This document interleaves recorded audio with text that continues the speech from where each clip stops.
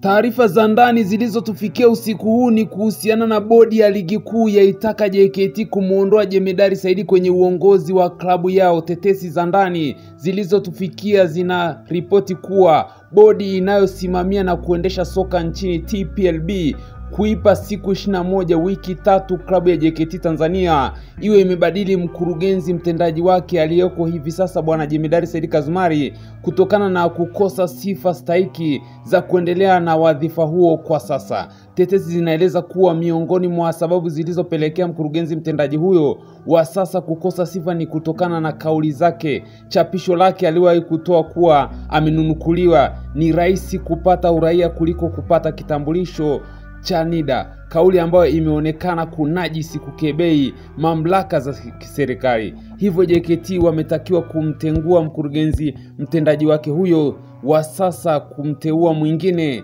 ndani ya muda uliotekelezwa na TPLB. Jemedari Saidi Kazumari ambaye pia ni mchambuzi wa soka ambaye anafanya kazi katika kituo cha Crown FM ambayo inamilikiwa na msanii Al-Kiba. Jemedari Saidi Kazumari, mchambuzi wa soka hapa nchini, amezoeleka kwa misimamo yake mikali na kusimamia kile anachokiamini. Hata wiki hii alisimamia kile alichokiamini mara baada ya bodi ya ligi kuhairisha mechi ya dabi ya Kariakoo ambayo ilikuwa ichezwe tarehe 8 mwezi wa 3 mwaka huu 2025.